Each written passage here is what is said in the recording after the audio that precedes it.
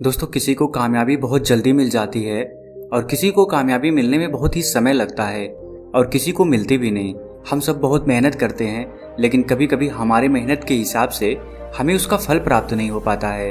और आपने देखा होगा कि कुछ लोग थोड़ा ही परिश्रम किए और वे लोग बहुत आगे निकल गए। आप कहते भी होंगे, अरे वह तो पढ़ने में मेरे से धीमा था लेकिन फिर भी हमसे आगे निकल गया।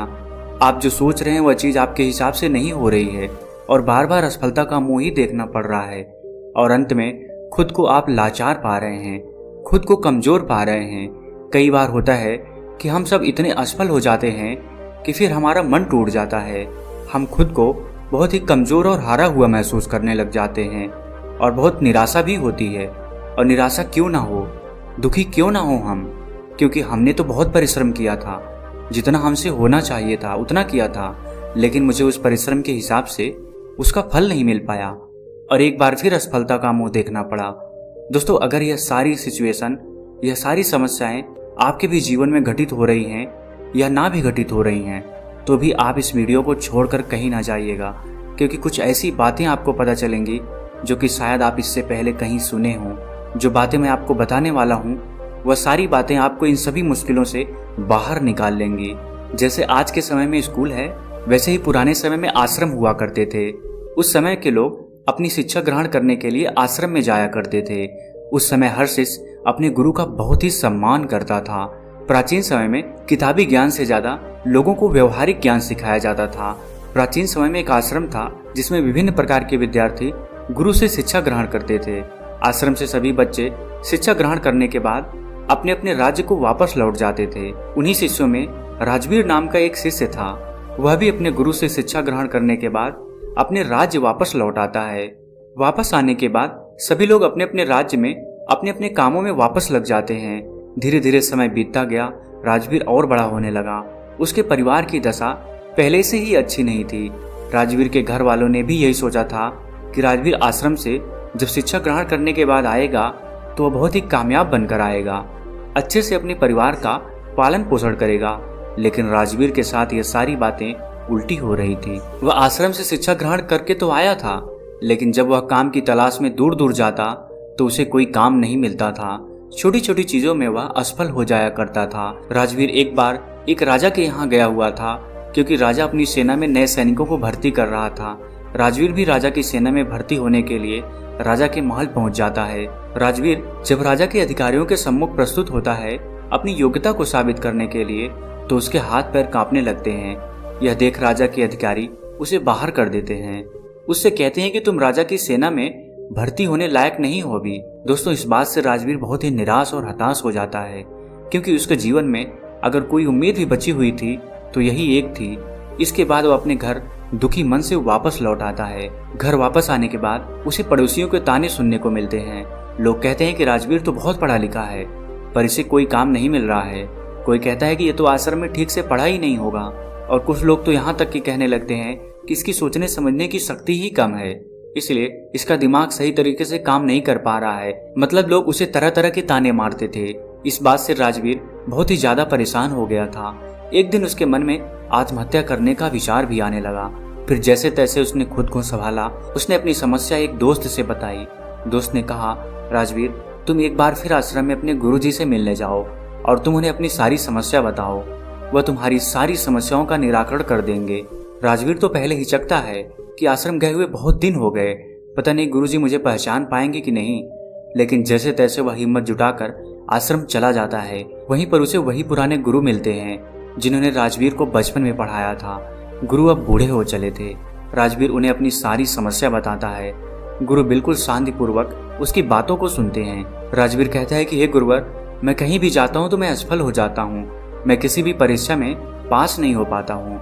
मैं अपना अध्ययन भी बहुत ही अच्छे तरीके से किया था, फिर भी मैं असफल होता जा रहा हूँ। खुद को लाचार पा रहा हूँ। हमारे दिमाग में तमाम तरह के नकारात्मक विचार जन्म ले रहे हैं। गुरु कहते हैं कि राजवीर, मैं तुम्हें एक कहानी के माध्यम से तुम्हारी सारी समस्याओं को दूर कर दूंगा, उसे तुम ध्यान पूर्वक सुनना।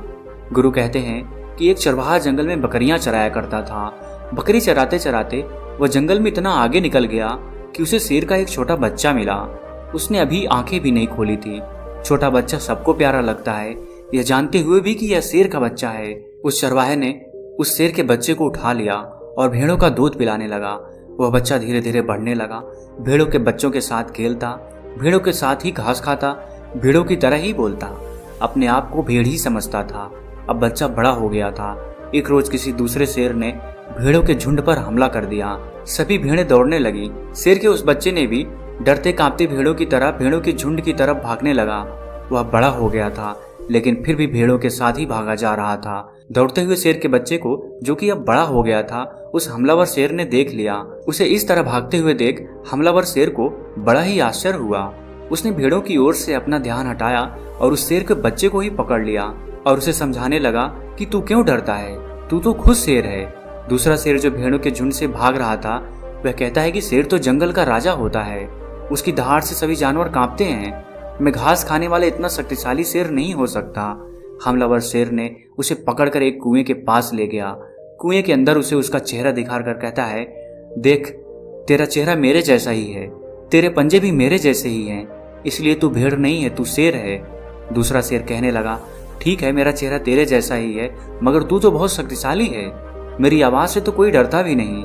हमलावर शेर ने कहा, तेरी आवाज से भी लोग डरेंगे, बस तू खुद को शेर समझ। जिस दिन तू खुद को शेर समझ लिया, उस दिन तेरे से सब डरेंगे। बस तू खुद की अंदर की शक्ति को पहचान। तुझे महसूस करना होगा कि मैं भी एक शेर हूँ, मेरे पास भी ताकत है, मैं भी जंगल का राजा बन सकता हूँ। जिस दिन तेरे मन में यह विचार आ गया, उसी दिन तू किसी से नहीं डरेगा। तू डर इसलिए रहा है, या यूं कहें कि डरकर इसलिए भाग रहा था, क्योंकि तू खुद को भेड़ समझ रहा था। जब तक तू खुद को भेड़ समझेगा, तब तक तू भागता रहेगा, क्योंकि बचपन से ही तू खुद को भेड़ समझते हुए आ रहा था और खुद को भेड़ समझने लग गया था। इसलिए तू डर के भाग रहा था, क्योंकि बचपन से ही लोगों ने तुझे भेड़ ही समझा है, किसी ने तुझे शेर कहकर पुकारा ही नहीं, इसलिए तू खुद को भेड़ समझने लगा। गुरु ने कहा, राजवीर, तुम्हारी भी जिंदगी में यही हो रहा है। तुम्हारे पास सारी योग्यताएं हैं, लेकिन तुम भी खुद को भेड़ ही समझ रहे हो। इसका सबसे बड़ा कारण यह है कि कोई तुम्हें प्रोत्साहित नहीं कर रहा है कि तुम भी कर सकते हो। लोग तुम्हें बस अपनी नकारात्मक ऊर्जा ही दे रहे हैं। लोग तुमसे बस यही कह रहे हैं कि राजवीर पढ़ा नहीं है, राजवीर योग्य नहीं है, इसलिए उसे कहीं पर भी कोई काम या नौकरी नहीं मिल रही है। तुम्हारे चाहने वाले, पास पड़ोस वाले असफलता का डर तुम्हारे दिमाग में भर दिए हैं।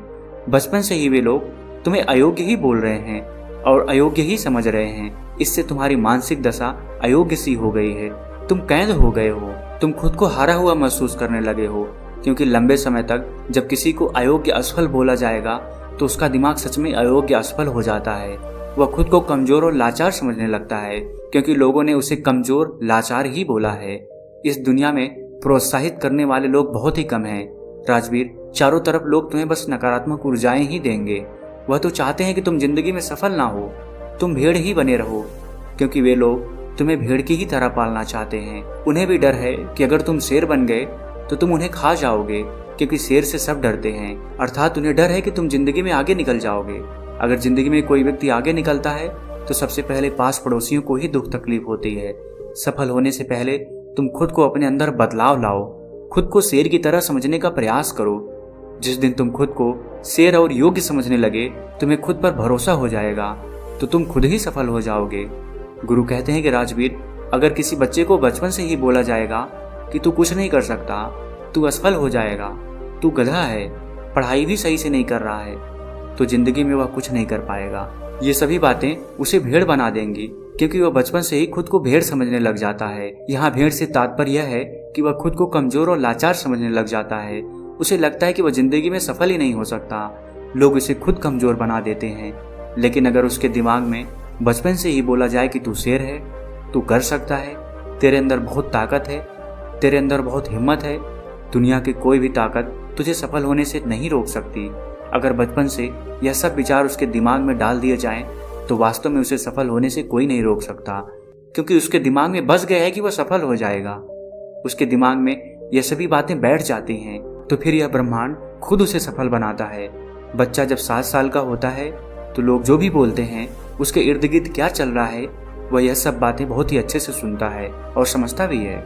गुरु कहते हैं कि अगर उस 7 साल के बच्चे के अंदर अच्छे विचार, अच्छी सोच और उसके बारे में अच्छा बोला जाए, उससे अच्छा कहा जाए कि तू सब कुछ कर सकता है, तेरे में बहुत हिम्मत है, और सभी सकारात्मक विचार उसके दिमाग में डाल दिए जाएं, तो उसके दिमाग की क्षमता बढ़ने लगती है, उसकी सोचने समझने की शक्ति बढ़ने लगती है और ऐसे बच्चे आगे चलकर अपने जीवन में जरूर सफल होते हैं। कोई भी बच्चा कितना भी गधा क्यों ना हो, हमें उसे कभी भी गधा या कमजोर नहीं बोलना चाहिए।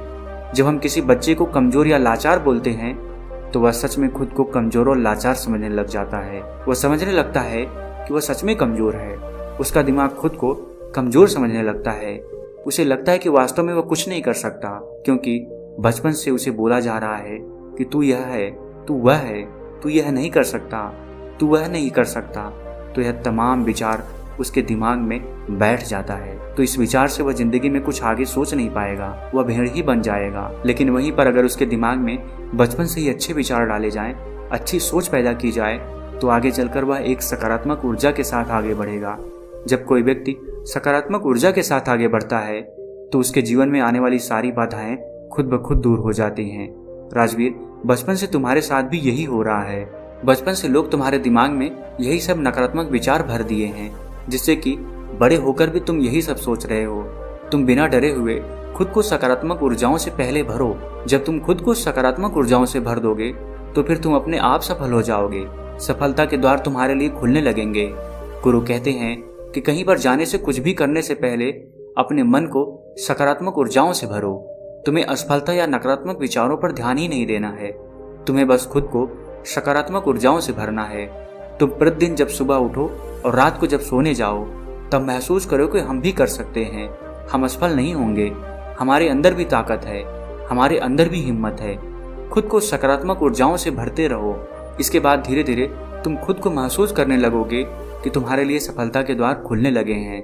गुरु आगे कहते हैं कि राजवीर, तुम यह काम आज से ही शुरू कर दो। अगर तुम यह काम आज से शुरू कर देते हो तो तुम्हें बहुत ही जल्द इसका प्रभाव देखने को मिलेगा। इतना कहकर गुरु शांत हो गए। राजवीर अपने गुरु को दंडवत प्रणाम करते हुए एक सकारात्मक ऊर्जा के साथ आश्रम से वापस अपने घर आ जाता है। 2 महीने के अभ्यास के साथ सबसे पहले वह अपने अंदर के डर को समाप्त करता है, खुद को सकारात्मक ऊर्जाओं से भरता है। ऐसे ही एक दिन राजा के सैनिक उसके गांव आते हैं और बोलते हैं कि राजा की सेना में कुछ नए सैनिकों की जरूरत है। इसके लिए जो राजा की सेना में भर्ती होना चाहता है, सैनिक बनना चाहता है, वह ठीक 5 दिन बाद राजा की सेना में भर्ती होने के लिए महालाकर अपनी योग्यता का प्रमाण देकर सेना में भर्ती हो सकता है। ठीक 5 दिन बाद कड़ी मेहनत के बाद राजवीर अपनी योग्यता का प्रमाण देने के लिए राजा के राजमहल पहुंच जाता है। राजा के सैनिक इस बार उसे देखते हैं तो उसमें एक अलग प्रतिभा, सकारात्मक ऊर्जा दिख रही थी। वह पहले से डर नहीं रहा था। इस बार राजवीर अपने सभी परीक्षा में पास हो जाता है। राजा की सेना में वह भर्ती भी हो जाता है। जब राजवीर के घर वालों को यह बात पता चली तो वे सब बहुत ही खुश हो गए। दोस्तों, गुरु के माध्यम से आज हमें ऐसी बातें पता चली जो कि हमारे लिए किसी वरदान से कम नहीं है। दोस्तों, उम्मीद है इस वीडियो से आपको बहुत कुछ सीखने को मिला होगा और अगर आप पहली बार हैं तो हमसे जुड़ने के लिए इस चैनल को सब्सक्राइब करना मत भूलिएगा। मिलते हैं अगली वीडियो में कुछ नए विचार